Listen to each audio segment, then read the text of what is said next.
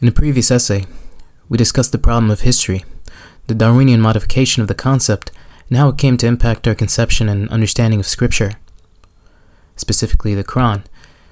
In the course of the video, we noted that the Quran and what we vaguely call science don't operate in the same universe, and therefore, each has its own way of viewing history. History, in the so-called modern sense, is a strictly chronological history, a Darwinian history, whereby historical events are sandwiched within a primitive modern framework, or spectrum, or what Spengler calls ancient medieval modern. History in the Quranic sense is not the same.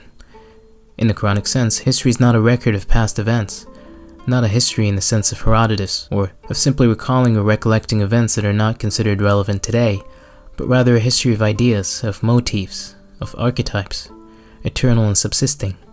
And the specific concrete instances and examples we come across in the Quran, like the story of Moses or Abraham, are simply that, real-life examples, the best examples there are for the ideas which it intends to communicate to us.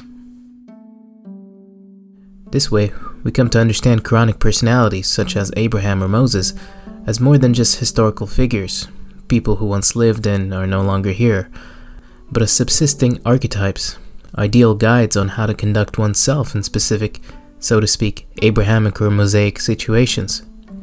Likewise, each prophet or personality mentioned in the Quran serves the same purpose, only differing in contexts and the particular lessons that they're communicating in those contexts, and so on until it has fully characterized and exhausted all vicissitudes and challenges that a human being could face. The criterion here is not merely accuracy, as it is to the average historian, but utility. How reliable and practical is it? How reliable and practical is this event to the reader? How wisdom imparting is it? How exemplary? How actionable? How eternal is it?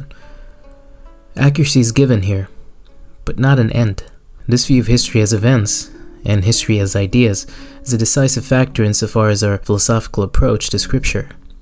It must at all times be seen as a dichotomy, a distinction of which we as readers must at all times be aware. We must shift our view from history as events, being self-contained and independent wholes, to history as ideas and motifs, as a theatrical, so to speak, and symphonic interplay of archetypes. And it's these very ideas and archetypes that must be viewed as self-contained and independent, not the events that host them. The events captured in the Quran are therefore the best hosts for the best ideas.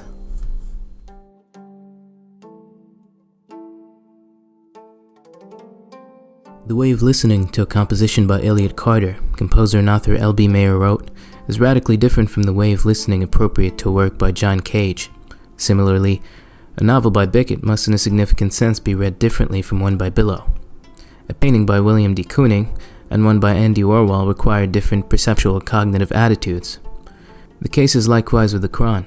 In reading it, we must not read it as we do other works which follow the common prosaic literary style, but rather change our approach, in that we must instead acquaint ourselves with its unique form and genius, with its unity.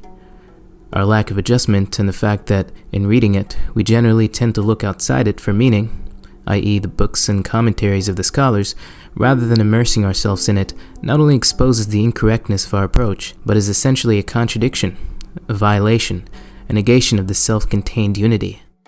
We so often overlook the fact that the book is, first of all, written in verse, which entails a complex phonetic system, or, if you will, speech anatomy, involving an intensive and sonically exhaustive exercise of vocal projection, porosity, emphasis on the correct tones, syllables, rhythm, cadence, enunciation, and other such aspects of poetic and oratory speech, all of which the Quran presents with math-like precision so as to thoroughly map out the entire semantic field of a given word, and one of the reasons which makes the Quran untranslatable.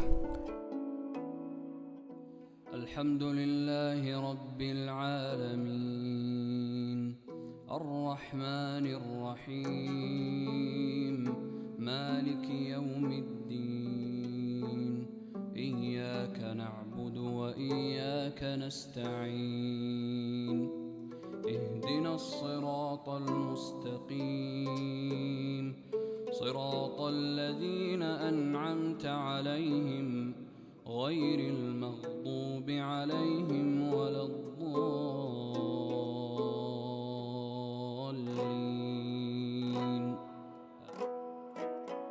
Again, just like historical accuracy, correctness of speech, i.e. eloquence, and correctness of expression, i.e. felicity, the faculty of finding the exact expression for an action is not an end, but only a means whereby to successfully communicate an idea or concept, and leave no room for misunderstanding or doubt as to the author's original intent.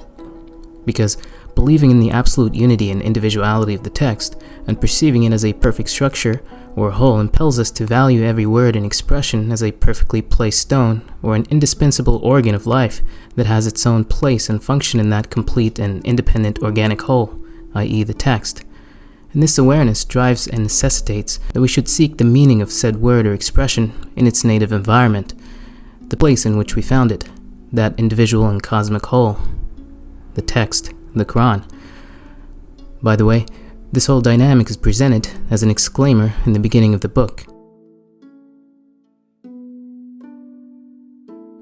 As German historian Joysen wrote, the individual is not an atom of humanity.